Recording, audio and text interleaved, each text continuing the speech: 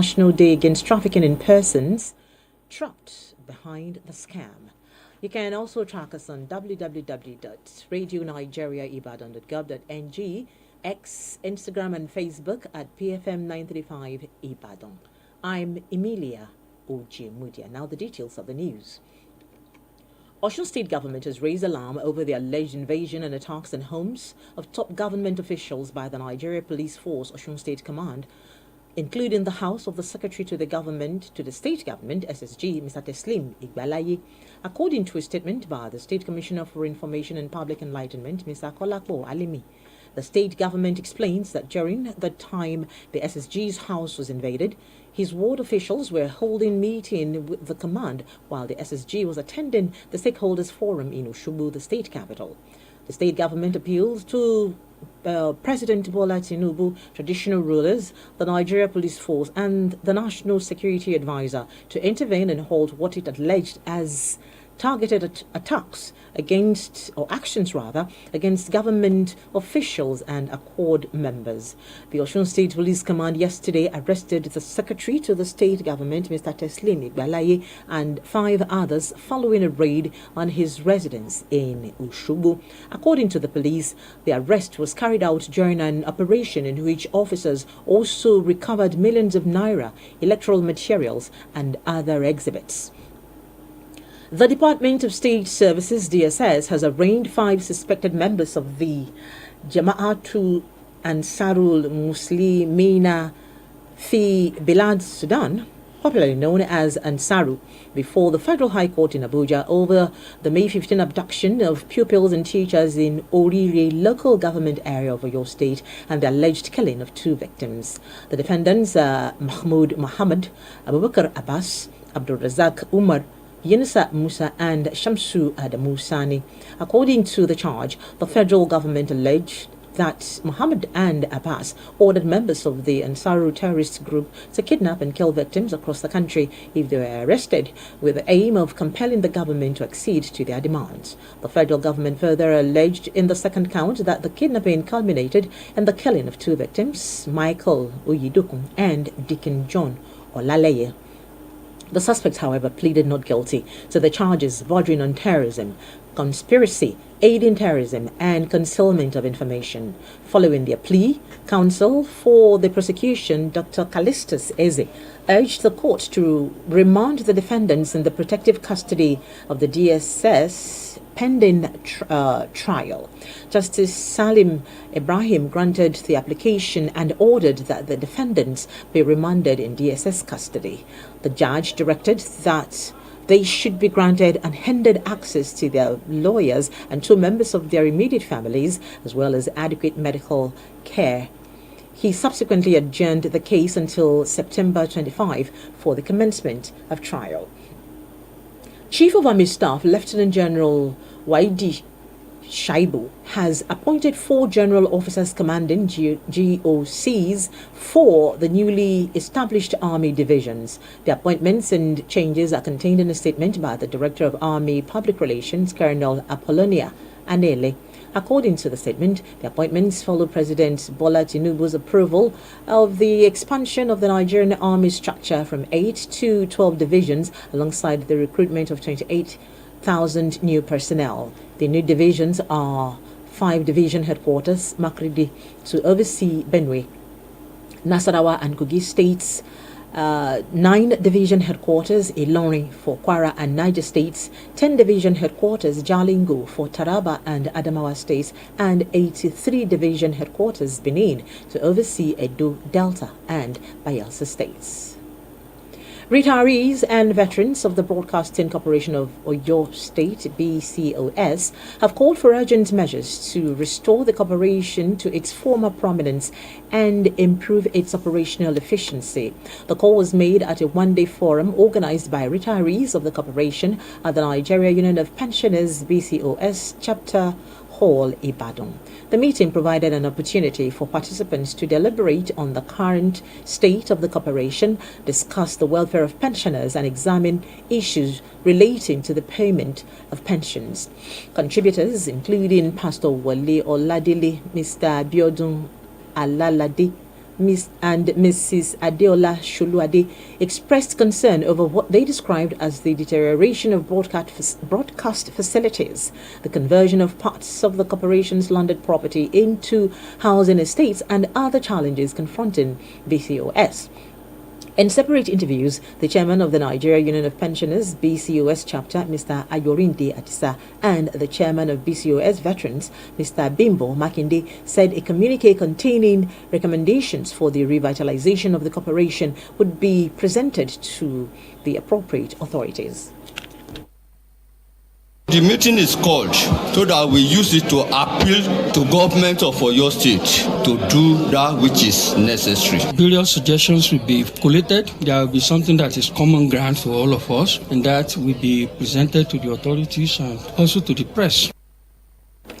Earlier, the co-convener of the forum and first director of administration of BCOS, Mr. Yinka Oladimeji, criticized what he described as the government's reliance on the corporation's internally generated revenue, IJR, to pay workers' salaries, as well as the appointment of government nominees to key management positions within the organization.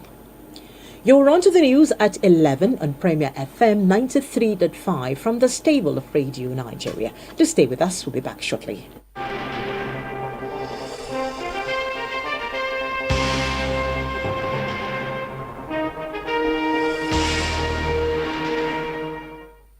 We're glad to know you're still there. And now to the rest of the news. This day in 1965, Cocoa House, Ibadan, a 25-story building, was inaugurated by the Premier of Western Region and Are Ona Kakanfo of Yoruba Land, Chief Samuel Laduki Akintola. National Agency for the Prohibition of Trafficking in Persons, NAPTIP, has advised job seekers and parents to always contact the agency to verify suspicious employment offers, especially those involving overseas travel. The commander, NAPTIP Ondo State, Mr. Taiwo Adegboyega, gave the advice while speaking with Radio Nigeria on the occasion of this year's International Day Against Trafficking in Persons. Mr. Adegboyega warned that traffickers are increasingly disguising themselves as genuine recruiters, but assured Nigerians that the agency could investigate such offers and provide appropriate guidance before they embark on the journey. The United Nations Day Against Trafficking in Persons is commemorated on the 30th of July every year, and this year's theme is Trapped Behind the Scam. In today's Heart of the Matter, an intern from Pinnacle College of Media Arts and Communications, Ibadan, Olamilekan Shedrack, writes on Trapped Behind the Scam as the International Day Against Trafficking in Persons is observed.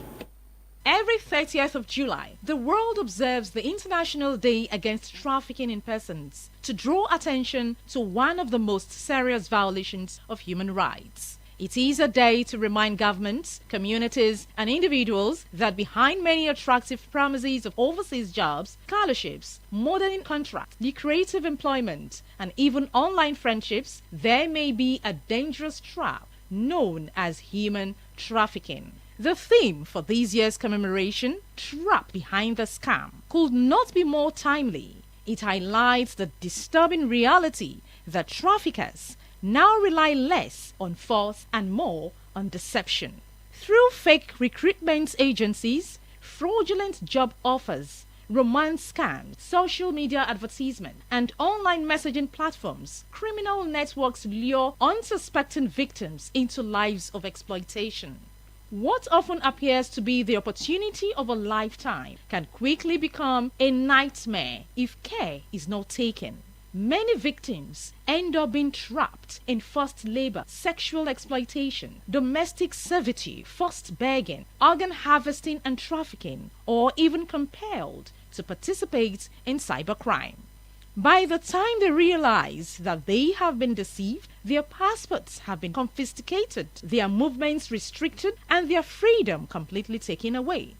Young people remain among the most vulnerable in Nigeria. Rising unemployment, poverty, insecurity, limited educational opportunities, and the desire for a better life make many eager to accept offers without proper verification. Sadly, Traffickers exploit these hopes and dreams, turning ambitions into suffering.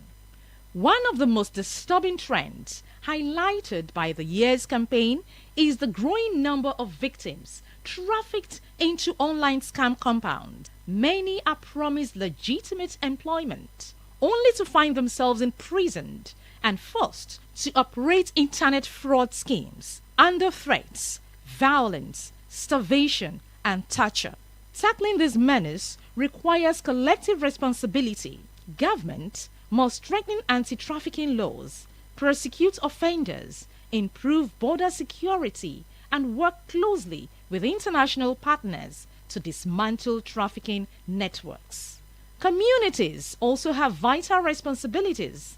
There is the need for parents to educate their children about the danger of fake job offers, suspicious online relationships, and unverified travel opportunities.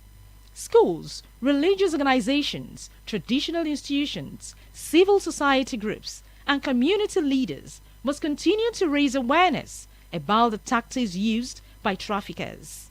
The media also has a crucial role to play by exposing trafficking networks and educating the public on how to recognize and avoid fraudulent schemes. By giving survivors a voice and reporting responsibly, journalists can help reduce stigma while encouraging victims to seek help. As individuals, everyone has a responsibility to remain vigilant, verify employment opportunities before accepting them. That script on Trapped Behind the Scam, as the International Day Against Trafficking in Persons is observed, was written by an intern from Pinnacle College of Media, Arts and Communications, Ibadan, Olamilekan Shadrach, and read by Belinda Audrey. And quickly now to the foreign scene, the United States military says it has completed a heavy wave of strike against Iran in retaliation for an attempted ballistic missile attacks on American forces. The U.S. military said it hit dozens of Islamic Revolutionary Guard Corps IRGC's targets in response to Iran's firing on U.S. bases in Jordan and at ships in the Strait of Hormuz. Shun indiscriminate dumping of refuse to prevent flooding. To end the news, here again are the day's top stories. Osun State government has raised alarm over the alleged invasion and attacks on homes of top government officials by the Nigeria Police Force Osun State Command, including the house of the Secretary to the State Government, SSG, Mr. Teslim Igbalaye, who was arrested by the police. National Agency for the Prohibition of Trafficking in Persons, NAPTIP, has advised job seekers and parents to always contact the agency to verify suspicious employment offers, especially those involving overseas travel. And on the foreign scene, we told you that the United States military has completed a heavy wave of strikes against Iran in retaliation for an attempted ballistic missile attacks on American forces. Well, that's the news at 11, as edited by Oluwakayode Banjo. My name is Emilia Ojimudia. Thanking you for your time. Akojokbo Iruin is next. That's translation in Yoruba, and Muyolua Folabi will take us through that.